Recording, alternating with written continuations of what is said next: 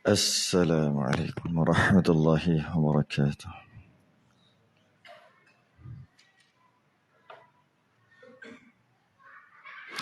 إن الحمد لله نحمده ونستعينه ونستهديه ونستغفره ونعوذ بالله من شرور أنفسنا ومن سيئات أعمالنا. من يهده الله فلا مضل له ومن يضلل فلا هادي له. أشهد أن لا إله إلا الله وحده لا شريك له. أشهد أن سيدنا محمدا عبده ورسوله. اللهم صل وسلم وبارك على سيدنا محمد الفاتح لما أغلق والخاتم لما سبق ناصر الحق بالحق والهدي إلى صراطك المستقيم. صلى الله عليه وعلى آله وأصحابه حق قدره ومقداره العظيم. اللهم نور بالكتاب بصري وأطلق بلساني واشرح بصدري واستعمل به جسدي بحولك وقوتك فإنه لا حول ولا قوة إلا بك. سبحانك لا علم لنا إلا ما علمتنا إنك أنت العليم الحكيم ولا حول ولا قوة إلا بالله العلي العظيم. أما بعد, sambung Muniatul Musalli muka surat 136.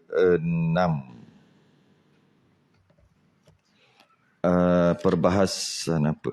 Kesempurnaan faedah Sultan dan Raja adalah bayangan Allah di bumi apabila ianya adil. Yang kita bahas baru ni. Masuk lagi kita sambung berkaitan dengan pemerintah. Pada kitab Muniatul Musalli membicarakan tentang salat, tapi tiba-tiba ada pula tentang pemerintahan kerana diberitakan, diceritakan, diriwayatkan. Kitab Muniatul Musalli ni adalah karangan Syekh Daud Al-Fatani ketika dia diminta oleh Sultan pada waktu tu. Pada tahun 1880 macam tu lah. Sebelum 1900. 1888 ke 1870 ke. Lama tu masa tu. Maknanya masa tu Malaysia tak ada lagi lah.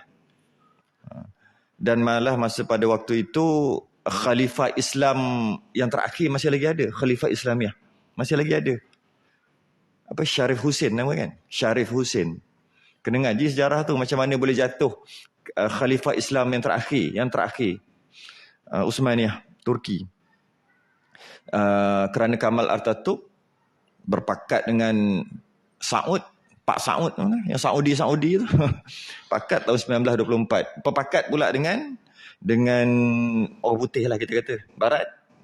Akhir sekali jatuhlah pemerintah Islam 1924 ataupun 1926. Habis jatuh. Masa tu Syarif Hussein. Itulah khalifah yang terakhir. Kemudian dengan cerita keluarga dia dapat Jordan. Dia dijanjikan macam-macam dengan Barat menipu. Akhir sekali dapat Jordan aja. Satu daripada asal khalifah Islam, satu dunia. Aceh lah, tanah Melayu asalnya. Tiba-tiba lah kali Jordan aja. Itu pun dipertikaikanlah dengan cerita. Akhir sekali dapat Jordan. Kita kena tahu cerita tu. Kena tahu. 1924, tahun depan 2024. Maknanya 100 tahun. Kalau ikut Syamsiah lah. Kalau ikut Qamariyah, bulan Islam, dah lama dah lepas 100 tahun tu. Dah berapa tahun lepas lah? 4 tahun lepas, 3 atau 4 tahun lepas. Sebab 30 tahun, 30 tahun, macam mana? 30 tahun Syamsiah. Bila sebut Syamsiah ni yang kita Masihi ni lah. 30 tahun Masihi bersamaan dengan 31 tahun Hijrah. Tu. Jadi kalau 60 maknanya 3 tahun. 3 maknanya 3 tahun lebih lah. 100 tahun tu, yang kata 100 tahun jatuh khalifah Islam yang terakhir jatuh tu, 100 tahun tu 3 tahun 2 tahun lepas, 3 tahun lepas dah. Tapi kalau ikut Masihi, tahun depan lah. Tapi kita ikut apa? Kita ikut Hijrah. Kita tak ikut Masihi. Masihi orang lain. Jadi sebenarnya dah lepas dah. 100 tahun dah lepas. Maksudnya hari jadi kejatuhan tu, mereka sambut secara besar-besaran. Mereka akan sambut pada susaran tahun depan. Mereka lah. Tapi kita kena tahu. Tapi di karang kitab ni, 1,800 lebih adalah. Dia ada sebenarnya kat belakang ni. Kena cari mana tak. Dia bagi tahu. Tamat. Ni ada ni. 1242 Hijrah. Maknanya muka surat 154. 1242 maknanya Hijrah. 18 kira lah. Kira 1242 Hijrah. Sekarang 1445. Tu tolak, lepas tu tolak lah berapa. Lebih kurang 1,800 sebelum 1,900 tak silap lah. Ni ada. Jadi waktu tu Sultan di Tanah Melayu ni, di Nusantara, bukan Tanah Melayu lah, di masa tu Nusantara. Nusantara termasuk Fatani, masuk Brunei, masuk semualah. Minta tolonglah Syekh Daud, karanglah kitab untuk solat untuk kami ni. Sultan minta untuk karang. Syekh Daud pun karang kitab Musalli, Muniatul Musalli ni kita dah. Muniatul Musalli. Karang habis khatam je, siap je. Terfikir dia, elok juga kalau kita nasihat dekat Sultan ni, raja ni. Sebab dia suruh tulis, jadi nak bagi nasihat secara direct, masalah juga. Buat cara bertulis. Maka itulah tiba-tiba kitab Musalli ada tentang pemerintahan kat belakang dalam beberapa muka surat. Nasihat untuk Sultan yang minta untuk karang tu. Itu yang pelik tu. Okay, kita sambung cerita. Kenapa ada cerita tentang pemerintahan. Qala al-musannif rahimahullahu ta'ala. Bertanya Iskandar Zulkarnain akan hukama ni ahli hikmah, ahli bijak pandai. Ahli Babil, negeri Babil. Kita panggil Babylon, orang putih panggil Babylon. Ahli Babil. Babil ni kalau ikut kajian dekat Sungai Furat, dekat area Iraq. Tapi ada yang kata Babylon ni satu kota, tapi dia dah hilang. Lost city, hilang. Siapa dapat jumpa kaya. Tu orang putih mencerita. Babylon katanya dalam laut sekarang ni. Katanya tertimbus. Cari lah. Cari harta karun. Babylon. Memang kaya lah betul. Babil yang diutuskan Harut dan Marut negara apa? Babil lah. Harut dan Marut tu. Yang dalam Quran cerita tu. Bertanya Iskandar Zulkarnain. Dekat ahli cerdik pandai negeri Babil. Apa yang terlebih baik pada kamu? Berani atau adil? Mana lagi best? Mana lagi mantap? Berani ke adil? Jawab mereka itu, apabila dipakainya akan kami adil, terkaya kami daripada berani. Kalau dipakaikan kami adil, kata mana lagi baik? Adil ke berani? Yeah. Dia jawab, bila dipakaikan akan kami adil, ataupun jika kami ada adil, jika kami ni bertindak adil, terkaya, tak perlu. Terkaya tu tidak memerlukan. Terkaya, tidak perlu kami daripada berani. Kalau adil tu ada, keberanian tidak diperlukan. Sebab kalau adil ada, siapa nak memberontak? Maka adil lebih baik, kata ahli-ahli bijak pandai lah. Adil lebih daripada berani. Jika ada adil, berani tidak diperlukan. Jika tak ada adil, baru berani diperlukan. Kan? Tak berani ni orang pakai-pakai memberontak sebab tak adil. Jadi, itu kata hukama lah. Apabila dipakaikan akan kami adil, terkaya kami daripada berani. Tak perlu berani. Telah memberi surat setengah daripada umal. Pegawai. Umal pegawai. Kalau yang Rumi sudah apa? Oh, pegawai juga. Betul. Umal, pegawai. Pekerja. Dan telah memberi surat setengah daripada, sebahagian daripada pekerja, pegawai Umar bin Abdul Aziz. Yang terkenal itulah pekerja dia. Pegawai Umar bin Abdul Aziz. Mengadu-ngadu kepadanya daripada binasa negeri. Negeri rosak, negeri musnah, negeri banjir dan sebagainya lah. Rosak lah, binasa tu rosak. Mungkin sebab perang, mungkin sebab hujan, mungkin sebab air, mungkin sebab kemarau. Rosak, binasa negeri. Maksudnya Umar Abdul Aziz ni khalifah besar. Bawah-bawah dia adalah menteri besar. Macam itulah kita kata. Jadi menteri besar ni adalah jajahan dia sendiri, kawasan dia sendiri. Dan dia mengadu dekat bos yang paling besar lah, Umar Abdul Aziz. Dia kata negeri kami rosak. Macam-macam lah rosak. Mungkin rosak kerana banyak pencuri, rosak orang buat jahat, rosak mungkin sebab bencana alam, rosak lah. Nah, jadi nak minta dana dan memohon akan dia harta, minta dana kalau ada dana nak repair ni supaya dibaiki akan dia. Nak membangunkan balik negeri dia yang telah rosak, telah binasa. Maka dibalasnya oleh Umar bin Abdul Aziz dengan akan suratnya, dia balas surat. Adapun surat kamu telah aku faham. Dah faham dah kau nak apa? Nak duit kan? Kan? Telah faham. Aku telah faham. Maka apabila engkau bacakan suratku ini, maka baikkan kamu, perelokkan kamu, perelokkan olehmu akan negeri kamu dengan adil. Okey, maksudnya kalau kau terima surat aku, engkau memerintahlah dengan adil. Tu pula orang minta duit, orang minta harta, dia kata gitu. Perintahlah kamu dengan adil dan engkau bersihkan dia negeri kamu daripada segala zalim. Engkau memerintah elok-elok dengan adil dan buang dan bersihkan segala yang zalim. Maka bahawasanya ia pembaiki negeri kamu. Wassalam. Tak bagi duit juga. Maksudnya jadi buruk macam ni sebab kamu sendiri sebagai pemerintah. Ada yang tak adil, buat lebih kurang tentang orang yang kena zalim dan sebagainya, menyebabkan Allah hantar bala.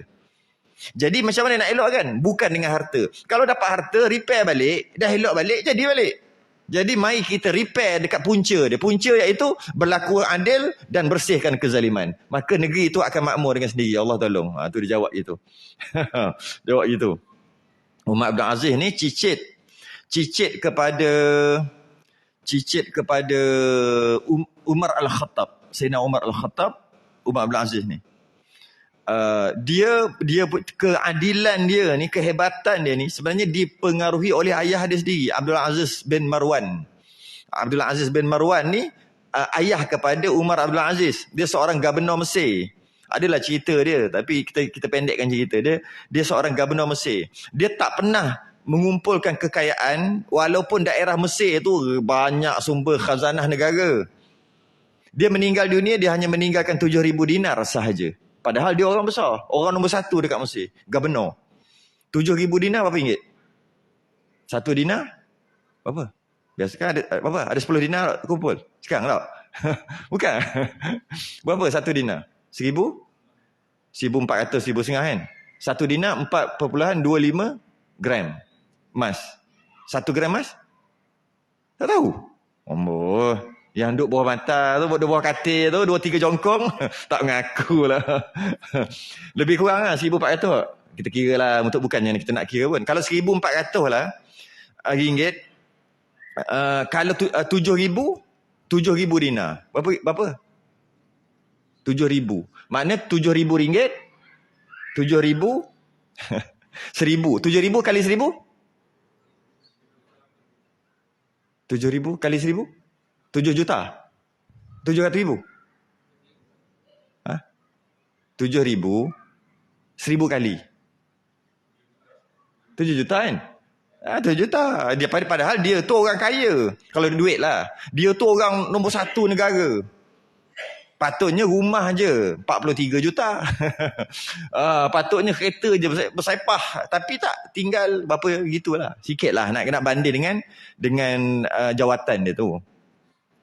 Jadi 7,000 dinar sahaja. Umar Abdul Aziz ni, dia mencontohi ayah dia, malah lebih daripada tu. Dia meninggal ada 17 dinar sahaja. 17 dinar aja. Lagi sikit. Kiralah tadi saya sebut tadi 7,000 dinar tu, kiralah kalau RM berapa, kita kira je. Maknanya senang cerita, tak banyak, sikit. Berbanding dengan jawatan dia tu sikit. Itu je kita bukan nak 7,000 tu. Dia kata 7,000 dinar banyak tu. Bukan kita nak 7,000 tu. Kita nak faham tentang sikitnya dia meninggal tu sikit berbanding dengan jawatan dia sangat besar. Dia bukan ada 100 juta, 200 juta, 1 bilion, tak ada. Sikit aja. Nak kira dia punya jawatan tu sangat tinggi, nombor 1 negara. Jadi Umar bin Abdul Aziz ni dia jadi khalifah setelah wafatnya Khalifah Sulaiman bin Abdul Malik. Semua pembesar berkumpul kat masjid nak dengar wasiat khalifah. Waktu tu khalifah ni dia bukan ikut demokrasi, bukan. Dia ikut keturunan daripada Muawiyah bin Abi Sufyan, bermula daripada situ sehingga turun semua ikut keturunan. Asalnya yang awal-awal boleh kita kata demokrasi kot, kan? Demokrasi dulu kan. Mula-mula asal Nabi wafat, kemudian para sahabat bincang untuk pilih siapa, pakat-pakat pilih Sayyidina Umar. Semua Sayyidina Umar je tak nak. Semua Sayyidina Umar menang menang undian. Tapi Sayyidina Umar tak nak. Dia kata masa Nabi sakit, yang Nabi suruh ganti dia jadi imam Sayyidina Abu Bakar, bukan aku ada kat belakang tu. Pakat-pakat tunggu bila Nabi nak keluar ni, nak sembahyang jemaah. Nabi sakit waktu tu. Akhir sekali semua tolak Sayyidina Umar. Semua tolak Sayyidina Abu Bakar. Akhir sekali Nabi pun keluar, Nabi kata, ya betul, Sayyidina Abu Bakar jadi imam. Dan Abu Bakar undur balik, dia tak mau jadi. Sedangkan Nabi suruh dia jadi imam. Mana boleh Nabi duduk jadi makmum? Mana boleh gitu. Tapi Sayyidina Umar ada kat tepi. Kenapa Nabi suruh Sayyidina Abu Bakar?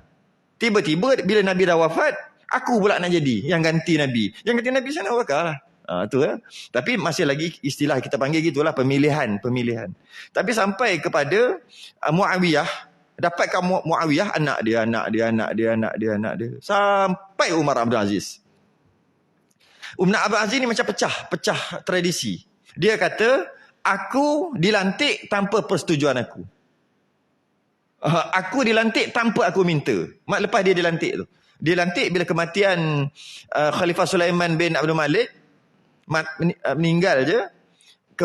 Kemudian dia tulis wasiat supaya Umar Abdul Aziz. Umar Abdul Aziz kata, aku bukan minta, aku juga dan pelantikan aku bukan sebab mesyuarat kaum muslimin, bukan.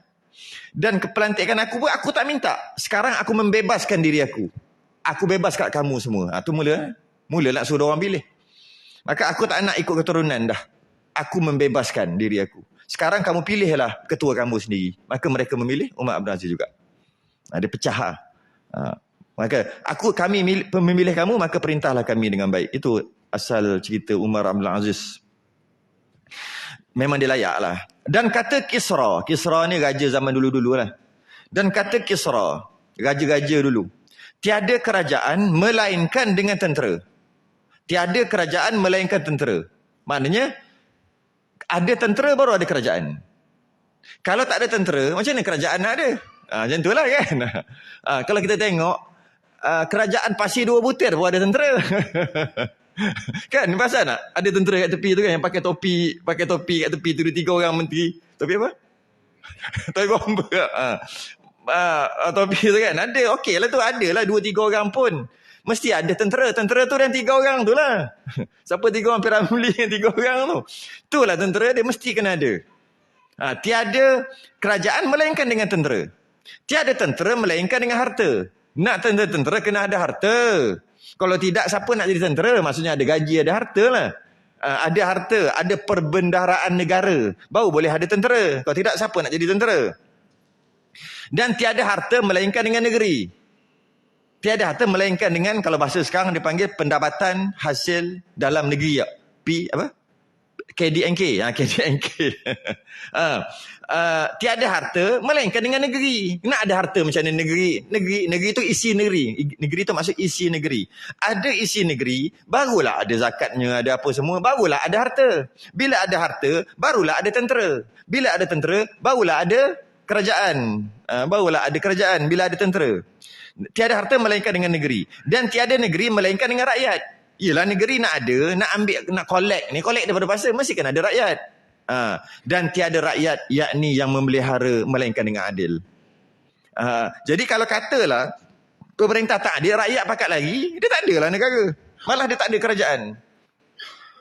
Jadi dengan adil, dengan memerintah adil, maka ada rakyat. Dengan ada rakyat, menyebabkan ada hasil dalam negeri. Bila ada hasil pendapatan negeri, maka adalah harta. Bila ada harta, maka ada tentera. Bila ada tentera, maka baru ada kerajaan. Tu bagus tu ayat dia tu. Kata Kisra. Hebat ayat ni. Ni boleh tulis kat Facebook, lepas tu buat konon-konon dia yang cakap. Standard lah sekarang kan. Tengok, cantik ayat ni. Kita cuba Google, tengok lah. Ini Imam Ghazali cakap. Dia siap tulis nama bawah lah nama dia. Yang benar, dia yang tulis. Nama sekarang, semua nak kredit. Apa dia panggil? Jenayah apa? Bukan jenayah cyber, jenayah ilmu. Jenayah tu. Jenayah jenayah pengetahuan tu, jenayah ilmu tu. Orang punya ngaku dia punya. Copy paste. Lepas tu konon-konon, bagilah kredit. Kalau tak nak copy paste, jangan share. Bila share, dapat kredit dekat orang asal. Cerita apa ni? Cerita Facebook. Kata Shuraih ibnu Ubaid, tiada ada pada Bani Israel, tak ada pada Bani Israel seorang raja-raja, melainkan ada sertanya seorang lelaki yang satu bicaranya yang halim. Apa halim? Oh, santun. Bolehlah. Halim ni lemah lembut. Lemah lembut kan. Cakap pun lemah lembut dengan halim. Ya halim. Antara nak melembutkan hati anak-anak jenis kerah, hati kerah lah. Marah tak peduli kan. Antaranya masa dia tidur tu baca ya halim, ya halim, ya halim. Kalau isteri nak bercakap suami pun boleh. Isteri nak bercakap, suami nak bercakap isteri pun boleh.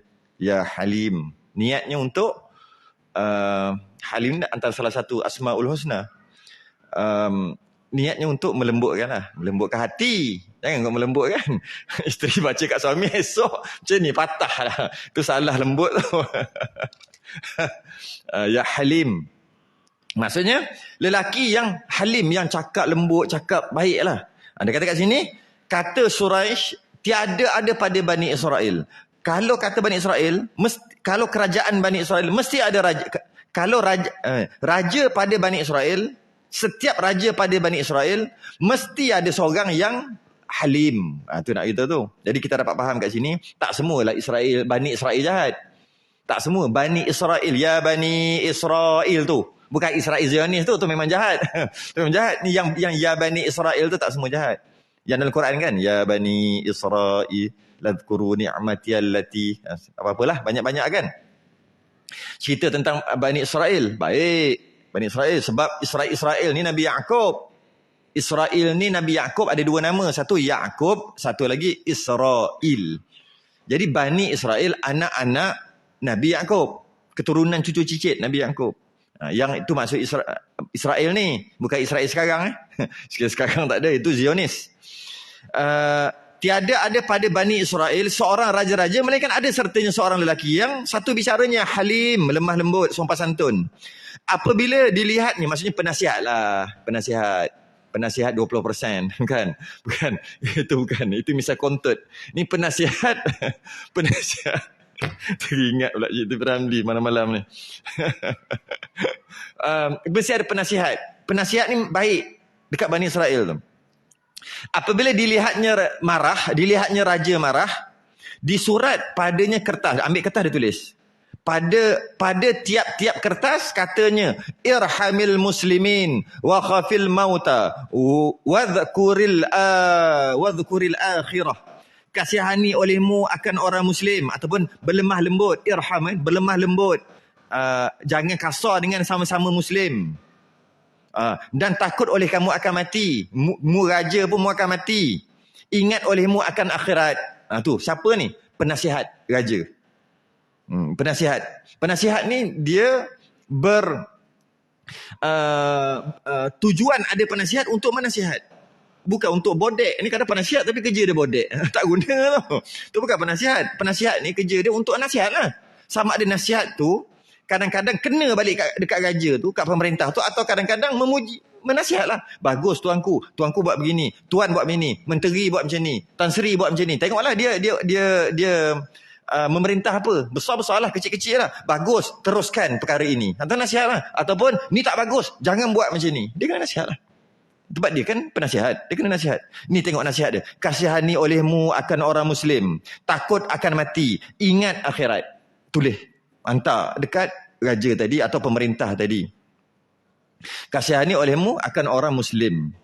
Sebab memang irham kita ni kena ikut Nabi. Nabi sama-sama dengan orang kafir tak lembut. Dia keras. Nabi.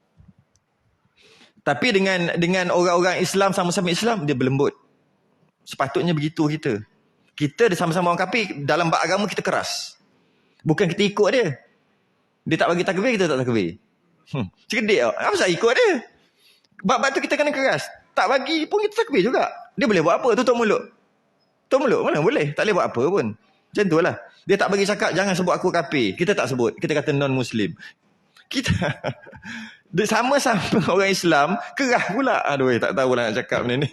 Kita tengok perhati sama-sama Islam, kerah. Sikit-sikit itu, sikit-sikit tangkap, sikit saman. Tapi aduh. Tapi sama orang kafir pandai pula berlemah lembut. Dengan alasan majmuk. Tak tahulah. Sepatutnya, sama-sama Muslimin lembut. Dengan orang kafir keras. Asyidda'u 'alal kuffari ruhama'u bainahum. Surah apa tu? Al-Fatih. Muhammadur Rasulullah. Muhammad tu adalah Rasulullah. Walladzina ma'hu asyidda'u 'alal kuffari ruhama'u bainahum. Sama-sama kufar, asyidda, keras. Sama-sama dia, sama-sama Islam, ruhama'u bainahum. Tu. Salah-salah sikit, lebih kurang sikit, baik-baik aja, cakap baik-baik. Tapi dengan orang kafir kena keras. Jangan terbalik. Dengan orang Islam dia keras, dengan orang kafir nak jaga hati. Tak kena. Okay. Itu dia punya, dia tulis tu. Kasihani olehmu orang Muslim, takut akan mati, ingat olehmu akan akhirat, hingga hilang marah. Bila pemerintah tu marah, maka penasihat ni tulis. Mungkin tak sesuai nak nasihat depan-depan tu tak. Kalau nasihat depan-depan tu macam jatuhkan martabat dia pula. Tulis gitu, terus dia pun baca. Teringat slow balik. Sebab sama-sama Islam ni. Macam tu lah. Yakni diberi segala suratan itu satu, kemudian satu. Bukan satu, tulis. Marah lagi, tulis, bagi lagi. Marah lagi, tulis, bagi lagi. Tu. Pada 3 kertas, 3 aja. Pada 3 kertas, 3 kali. Dan berkata bagi wazirnya. Oh gitu. Maknanya yang ini bukannya penasihat yang tulis. Raja tadi, pemerintah tadi yang tulis, dia suruh wazirnya, dia suruh penasihatnya tadi untuk bagi aku kalau aku marah. Oh gitu. Ni ambil ni kau tulis, kalau aku marah, kau nampak aku marah sama-sama Islam, kau bagi ni. Oh, dia yang suruh. Yakni diberikan segala suratannya itu satu kemudian yang satu hingga hilang marahnya, dan adalah setengah daripada habis kat situ. Dan setengah daripada raja yang dahulu menyuruh, ada juga raja-raja dia menyuruh menyurat tulis ia pada 3 kertas dan berkata ia bagi wazirnya. Wazir ni menteri ataupun orang bawah lah, menteri lah, orang yang ada jawatan. Apabila engkau lihat akan daku marah, maka beri olehmu kepadaku satu keping kertas itu, kemudian satu yang lainnya. Bagi satu. Jadi kita dapat faham kat sini, setiap kerajaan perlu ada penasihat agama yang menegur tentang keagamaan. Sebab setiap kerajaan dia ada penegur berkaitan dengan ekonomi. Ada. Dia akan cari penasihat ekonomi. Ada. Setiap negara ada penasihat ekonomi. Yang paling cerdik sekali, Israel lah penasihat. Penasihat ekonomi. Apa dia panggil? Apa istilah dia panggil? Ada nama penasihat. APCO ke apa? Lupa dah ada penasihat. Tapi asalnya memang Israel. Memang dia orang cerdik pun dari segi ekonomi. Itu yang cerdik. Yang antara yang cerdik. Tapi tetap jugalah. Israel tetap Israel lah. Cuma nak beritahu yang cerdik antara. Jadi setiap kerajaan dia mesti ada penasihat. Dia mesti ada penasihat. Iaitu penasihat tentang ekonomi, penasihat tentang cara menguruskan rakyat, dan antaranya ada penasihat tentang agama. Jadi kena ada penasihat. Maka adalah yang 3 tulis tu dalam kertas yang pertama, innaka lasta biilahin wa innaka satamutu ta'udu ila turabi fayakulu ba'duka ba'dan. Bahawa engkau tiada Tuhan. Maksudnya yang ni pemerintah ni mana-manalah, wazir ke menteri ke yang besar-besar ni, dia ada orang bawah penasihat dia. Dia tulis, dia suruh penasihat ni tulis bahawasanya engkau tiada Tuhan, engkau bukan Tuhan. Engkau tiada Tuhan tu maksud engkau bukan Tuhan, engkau akan mati, bahawasanya engkau lagi akan mati dan kembali kepada tanah, dan engkau akan kembali kepada tanah, maka memakan setengah kamu daripada setengahnya. Oh, inilah yang Ganu kata apa? Bahan tanah tu mati kan? Mati ke apa? Maksud mati tau, bahan tanah ni fayakulu ba'duka ba'dan. Tu bahasa Arab. Jangan cukup baca kat Arab sekali. Panjang, tak best tau. Bahan tanah lagi. Inilah bahan tanah ni. ba'duka fayakulu ba'duka ba'dan. Ni wa ta'udu ila turab. Tu wa ta'udu ila turab, kembali kamu kepada tanah. Fayakul, dan makan bahan tanah. Makan tanah. Ni ni asalnya. Oh gitu kan. Itu yang kata, sebab saya tengok negeri-negeri lain dia tak ada bahan tanah. Dia ada kandung. Sebab dia ikut bahasa dia ikut bahasa Arab. Sebab kita tengok mana ada kita. Mati, mampus, apa ada lah kan. Tapi kalau bahan tanah ni rasanya belah-belah ini ada bahan tanah. Ni ikut bahasa Arab ni. Bagus. Wa ta'udu ila turab fayakul. Kamu akan makan tanah, fayakul, makan tanah. Bahan tanah tu makan tanah lah kan. Tu rupanya kat sini dia punya asal usul je. Boleh lah lepas ni. Boleh lah. Dah dapat 1 poin lah di kedai kopi. Tepuk meja. Mu tahu tak? Mu tahu tak? Ni ada. Dan kertas kedua. Maksudnya tulis dekat kertas yang kedua. Irham man fil ardi yarhamka man fis samai. Kasihan olehmu akan orang yang pada bumi, niscaya dikasihani akan kamu oleh orang yang pada langit. Bahasa sekarang bukan orang duduk kat langit, bukan. Kamu kasihani yang berada di atas bumi, maka kamu akan dikasihani yang di langit. Tu. Sebab disebut orang ni terjemahan. Orang dulu tahun 1800 dia sebut gitulah. Dia kata macam malaikat 3 orang. Kita ni ada ni takkan jadi sendiri, mesti ada orang cipta. Bukan orang tu masuk Allah. Orang dulu memang cakap gitu. Orang tu ganti nama orang, manusia, dan ganti nama malaikat, dan ganti nama Allah sekalipun. Kan? Jangan salah faham orang pula. Jadi, tapi kalau kita tengok asalnya, yarhamka man. Man tu siapa? Fis sama, siapa yang di langit. Jadi kalau kita terjemah, irham, kasihani kau, kasihanlah kamu, man, siapa, fil ar, kasihanilah kamu siapa yang di bumi. Yarhamka, kamu akan dikasihani, man fis sama, siapa yang di langit. Bila sebut siapa yang di langit, dengan maksud kerajaan langit. Bukan Allah duduk kat langit. Itu kena ngaji akidah. Maksud siapa yang di langit. Maksud kerajaan langit. Bukan Yapin. Itu bukan kerajaan langit Allah. Kerajaan betul. Yapin tu sembang je. Kerajaan langit. Maksudnya kamu ada kerajaan. Kamu kasihanilah yang ni, yang di bumi. Maka kamu akan dikasihani kerajaan langit. Kerajaan Allah di langit. Maksudnya malaikat-malaikat kerajaan langit. Okey.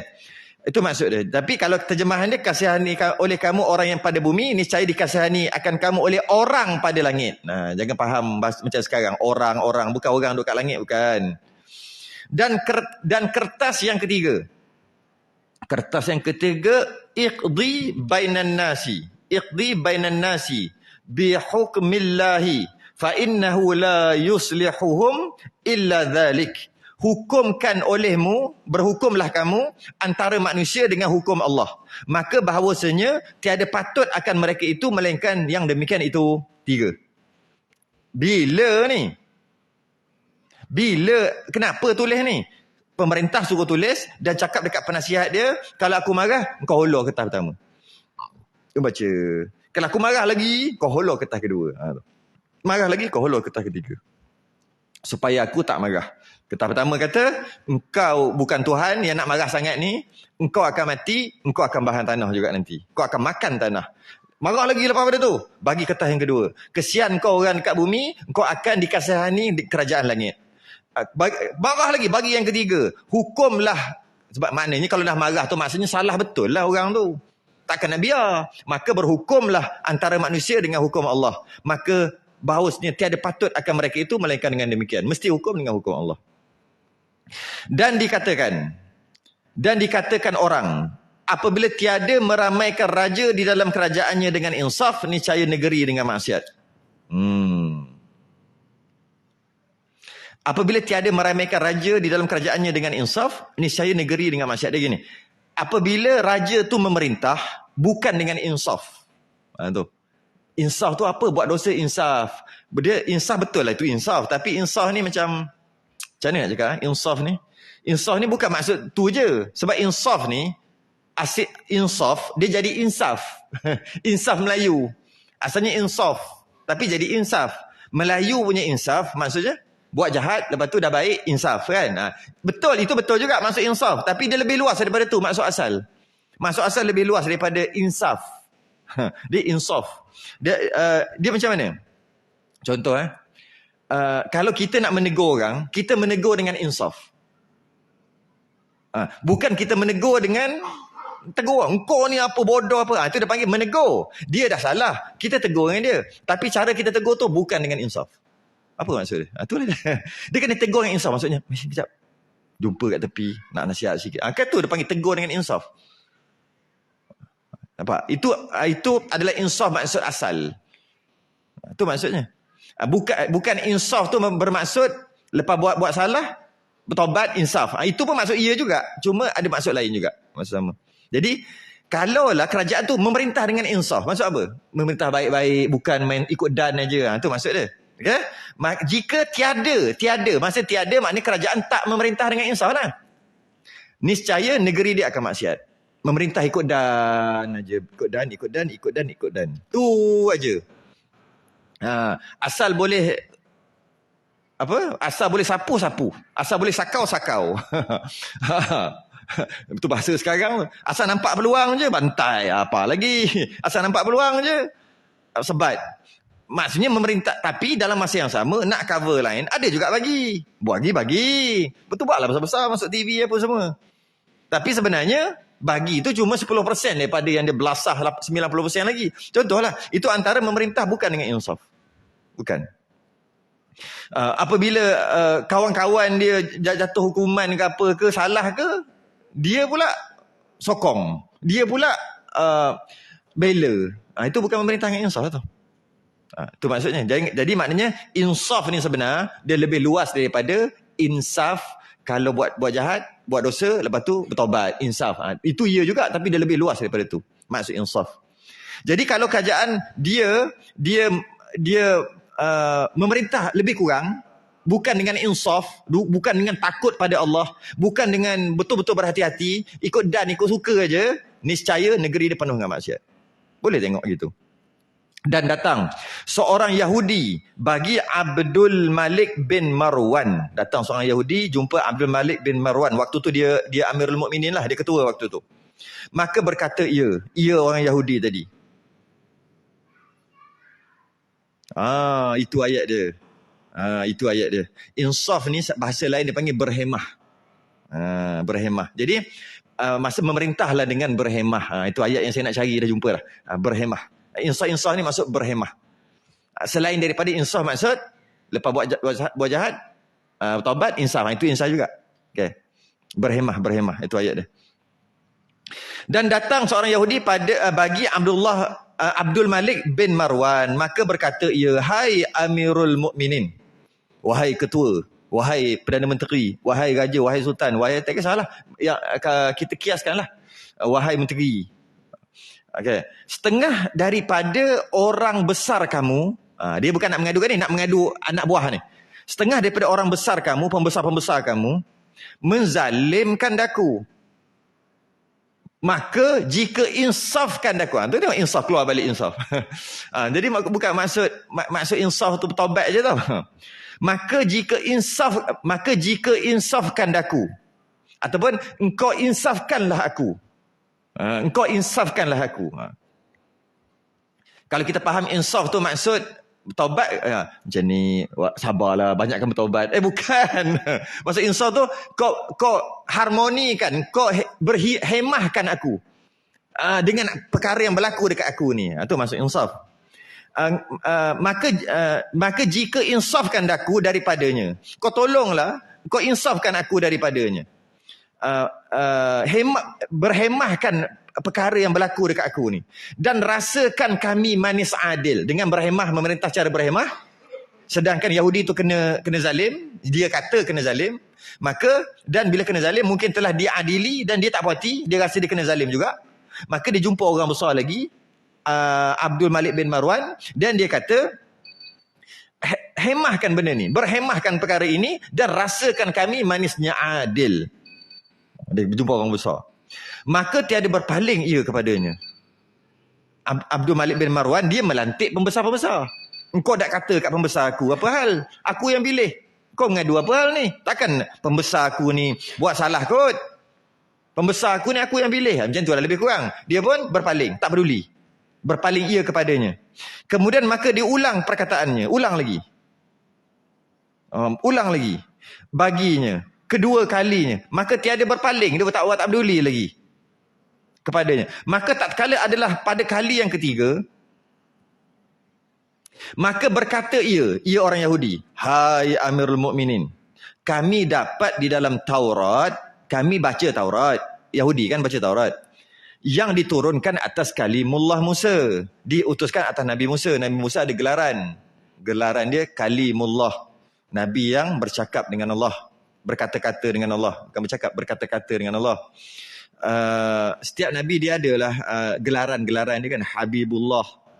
Dia ada gelaran-gelaran. Tapi gelaran Nabi Musa adalah kalau Habibullah, Nabi apa? Habibullah. Nabi Ibrahim Ruhullah, Ruh Allah.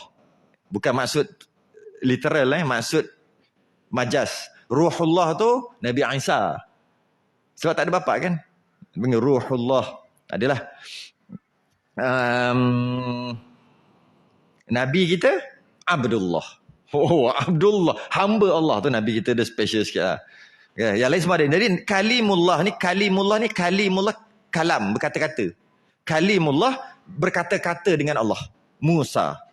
Wa kallamallahu Musa taklima. Dan sesungguhnya Nabi Musa tu berkata-kata dengan Allah dengan berkata-kata yang sungguh berkata-kata. Ya. Bukan mimpi apa, sungguh-sungguh. Okey, kami dapat dalam Taurat yang diturunkan atas kalimullah Musa. Maksudnya kan Nabi Musa dia tinggal dia punya pengikut dia sekejap. Dia kata aku nak pergi kat sana ada cahaya, aku nak pergi sana kat bukit Tur Sina kan. Dia pergi ke sana, akhir sekali janji 30 hari aku balik. Wahai Musa, Nabi Musa ada waktu tu. Wahai Musa, kau tolong jaga sementara aku nak pergi 30 hari bermunajat dengan Tuhan aku, ada kat sana atas bukit yang ada pokok kat situ. Kemudian pergi sampai ke sana. Tengok kena puasa sampai 40 hari. Nabi Musa. Maka Nabi Harun ni duk jaga dah 31, 32, 33 hari. Dah lama ada seorang ni nama Samiri. Dia kata Musa dah tinggalkan korang dah, dia kata. Musa dah tinggalkan korang. Macam inilah. Baik kita sembah Tuhan lain pula. Macam tu je. Lambat 3 hari dah tukar Tuhan. Tu lah Bani Israel. Lambat 3 hari je dah tukar Tuhan lah. Tukar lain. Mana Tuhan? Tunjuk tu. Apa dia? Lembu. Yang dibuat daripada emas. Yang diambil tapak kaki kuda Jibril ketika merentasi laut ketika kena kejar dengan Firaun. Dia tengok, oh ni lain macam. Jibril naik menyerupai lah, naik kuda. Dia tengok kuda tu pijak terus hijau, pijak terus hijau. Dia ambil tanah tu, simpan Samiri. Ketika kes tu dia buat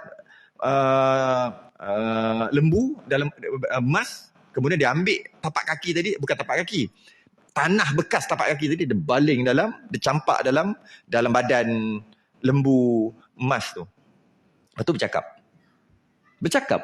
Inilah Tuhan kita. Lambat 3 hari, tu kan Tuhan terus. Teruk sungguh. Bersepakat-pakat sembah. Nabi Harun kata janganlah gini. Tak peduli. Lepas 40 hari, kan dia balik. Nabi Musa balik-balik tengok, weh, dah sembah, baru aku tinggal lambat 10 hari. Kau dah sembah anak lembu emas yang boleh bercakap. Dia pergi kat Nabi Harun, dia tarik janggut. Dalam Quran ada cerita tarik. Dia tarik putih separuh.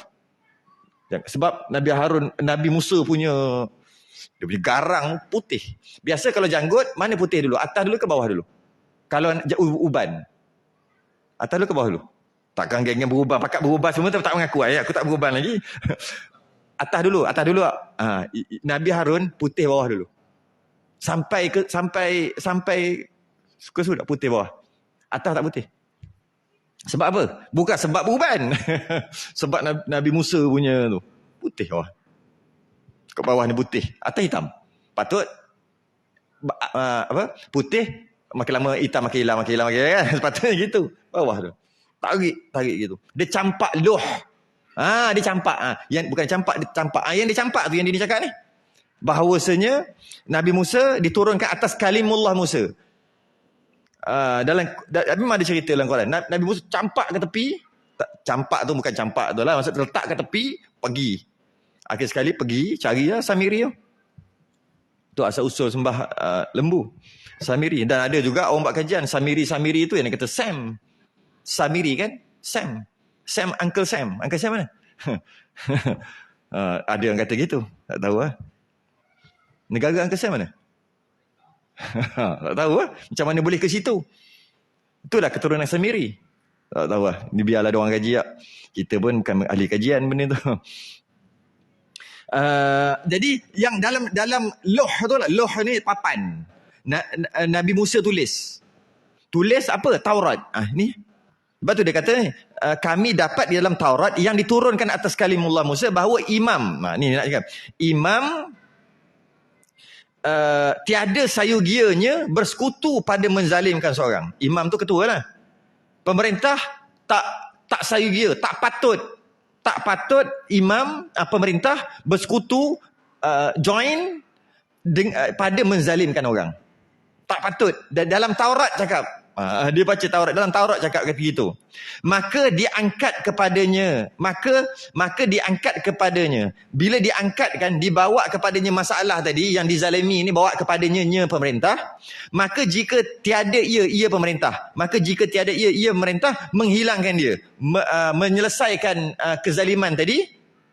Maka senya telah bersekutu akan dia pada zalimnya. Samalah pemerintah dengan orang buat zalim. Sama sebab kau biarkan aja. Kau tak peduli. Dalam Taurat kata gitu. Maka tak kala mendengar Abdul Malik akan perkataannya, maka terkejut. Terkejut. Dan bangkit ia pada ketika itu juga. Bangkit ia tu maksud buat keputusan. Masa tu juga dia buat keputusan. Okey, bawa datang apa yang dizalimi. Sebelum tu dia tak peduli sangat. Sebab geng. Pemerintah, dia yang lantik. Dia baru orang komplain. Macam tak peduli sangat lah. Sampai 3 kali dia baca Taurat. Dia sebab dia Yahudi, dia baca Taurat lah. Baca Taurat, terkejut Abdul Malik atau tersedar ia dan dipanggil dan dia buat keputusan dengan segera lah. Dia adili balik. Pada orang yang menzalimkan dia. Dia tu Yahudi. Pada orang. Tengok balik, oh betul lah Yahudi ni kena zalim. Maka diturun daripadanya memerintah. Dia panggil siapa ni? Siapa yang buat ni? Turun pangkat. Buang. You are fired. Buang terus. Dan dikembalikan hak Yahudi. Dan mengembalikan ia akan haknya. Dibagi balik hak Yahudi itu. Walaupun ianya Yahudi. Itulah keadilan. Tapi Yahudi dia tak gitu. Dia bila orang buat baik, dia ni. Ni bukan Belanda dapat tanah ni. Boleh sekarang ni Yahudi dapat tanah. Kan dulu kan ada pepatah orang Melayu tak? Saya dengar. Belanda dapat tanah.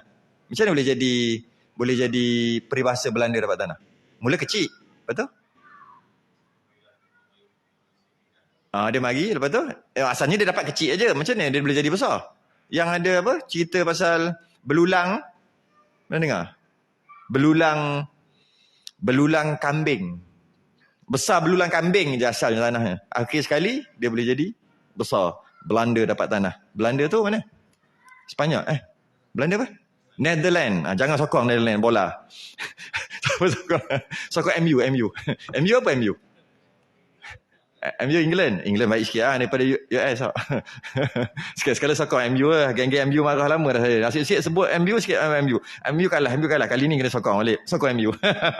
Okey, tak ada.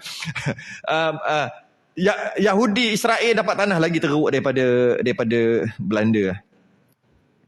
Dan adalah Iskandar mengambil haknya. Berapa dah? Kita nak cerita baca je lah. Bukannya pening pun. Cerita. Bukannya pening. Okay. Dan adalah Al-Iskandar berkata, Zulkarnain berkata, hai hamba Allah, bahawasanya Tuhan kamu Allah. Tiada Tuhan hanya dia. Telah menolongkan Nuh. Allah telah menolong Nuh, Nabi Nuh. Kemudian daripada beberapa masa. Lepas banjir, Allah menolong Nabi Nuh. Itulah. bahtera Nabi Nuh ni apa dia panggil berlabuh dekat Bukit Judi. Dalam Quran ada cerita Bukit Judi. Dalam beberapa masa. Dan yang menurunkan hujan. Allah juga yang menurunkan hujan akan minuman kamu. Hujan yang baiklah untuk kita minum. Tak kala berkehendak kamu kepadanya. Bila kamu nak air, Allah turunkan hujan. Allah lah yang turunkan hujan. Allah yang bantu Nabi Nuh. Allah hanya Tuhan. Tidak ada lain melainkan Allah. Okay? Dan kepadanya tempat kembali. Tak kala keruhan. Dan kepadanya Allah tadi tempat kembali bila keruh, bila susah, bila jadi masalah, kepada Allah juga kita kembali. Demi Allah, tiada sampai akan daku bahawasanya Allah kasih akan suatu melainkan aku kasih akan dia. Demi Allah,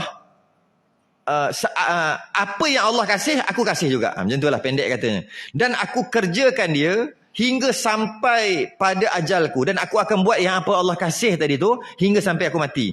Dan tiada sesuatu yang dibencinya melainkan aku benci akan dia. Apa yang Allah benci, aku tak benci, aku benci juga. Dan aku jauh akan dia yang Allah benci tadi hingga sampai kepada ajalku.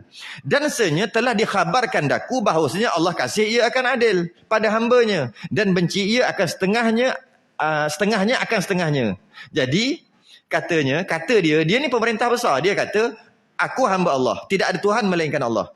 Allah yang menolong Nabi Nuh. Allah yang menurunkan hujan bila kita perlukan air. Apabila jadi masalah, kita kembali kepada Allah. Dan oleh kerana itu, apa yang Allah kasih aku akan buat sampai mati. Apa yang Allah benci aku akan tinggal sampai mati.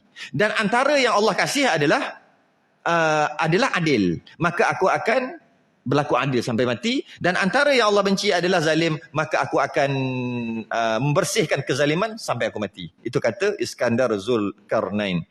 Maka binasalah daripada orang yang zalim daripada engkau. Dia pesan dekat rakyat dia. Maka binasalah daripada orang zalim daripada engkau dan kerasku. Kerasku tu kemurkaanku. Siapa yang zalim, terimalah kemurkaan aku.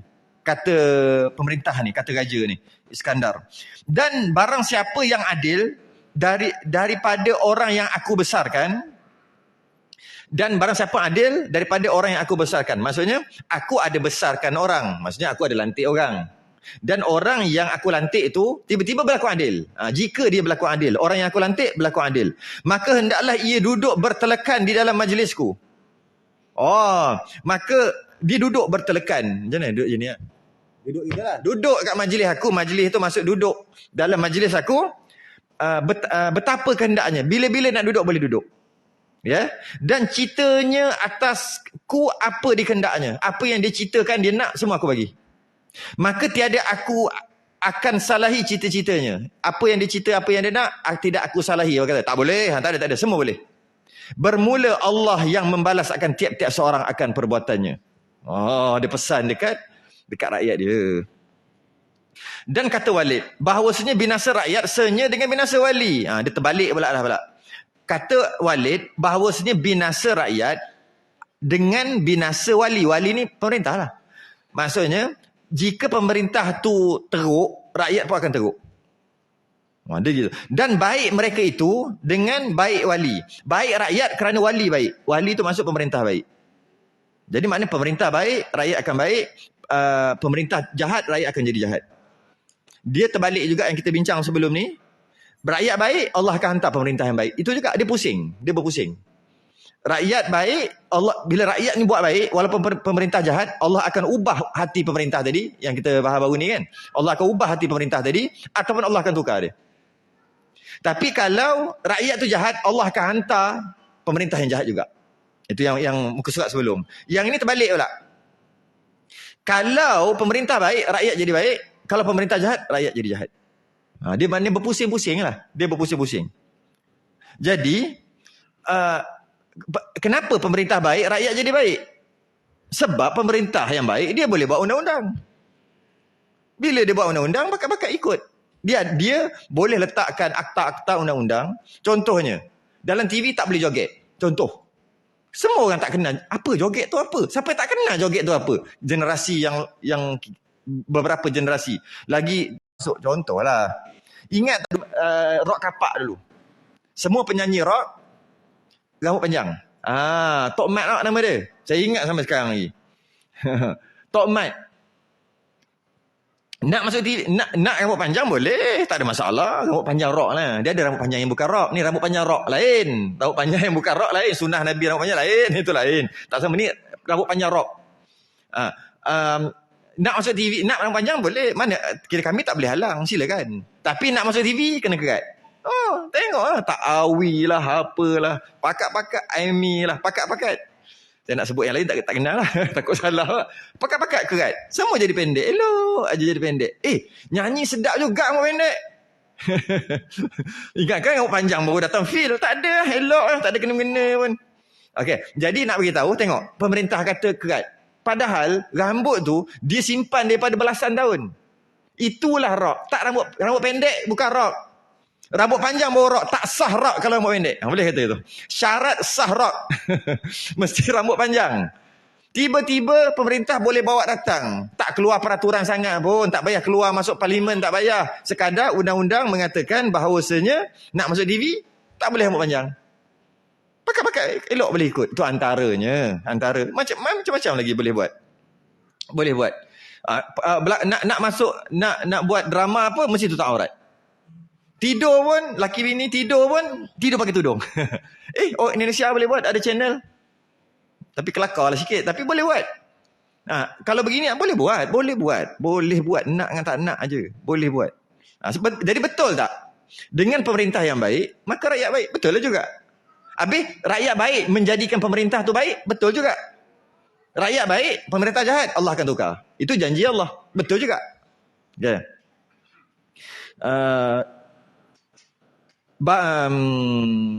Dan kata Walid tadi ni.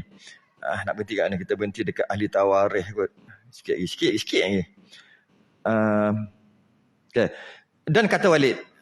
Wali mereka itu dengan Walid. Dan kata Wahab ibnu Munabbih. Apabila mencita-cita. Jap.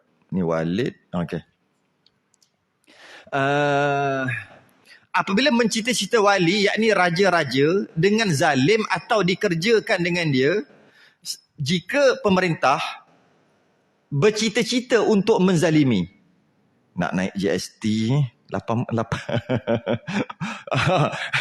tak kisahlah apa-apa, cita-cita je, belum lagi buat, cita-cita je baru, ataupun dah buat cita-cita ataupun dah menzalimi, okay? Menzalimi rakyat, dimasukkan Allah kekurangan pada ahli mamlikahnya. Allah akan masuk kekurangan pada ahli mamlikah. Apa Rumi ahli mamlikah? Wilayah pemerintahan. Boleh lah. Betul lah tu. Dalam negara dia tu,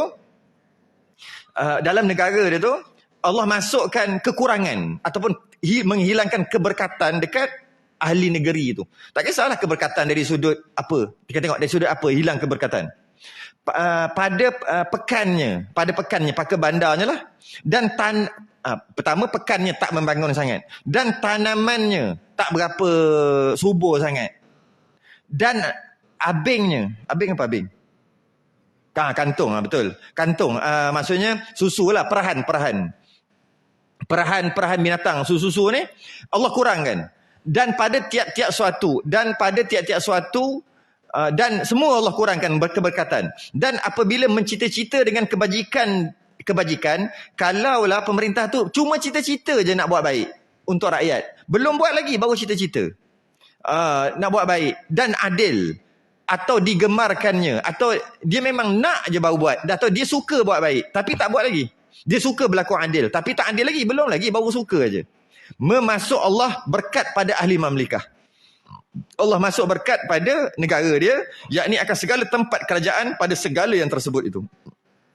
Tiba-tiba perah susu jadi banyak, tiba-tiba tanam tebu, bila perah air tebu jadi lebih daripada sebagainya. Lepas pada ni, beberapa peristiwa yang diceritakan sebelum ni, raja dia baru berniat aja, terus berkesan waktu tu juga. Ni ada cerita ni.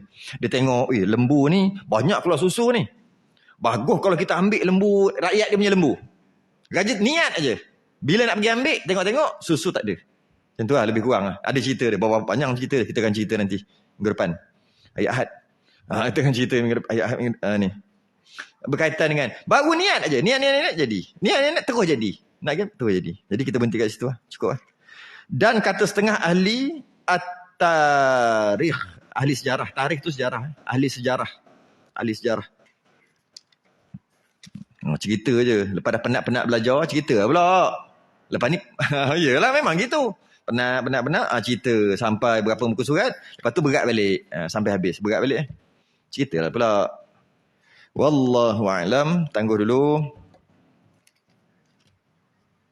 Selain tasbih kafarah. Dan subhanakallah. Asyhadu an la ilaha illa anta. Dan ladzina amanu wa 'amilus salih. Assalamualaikum.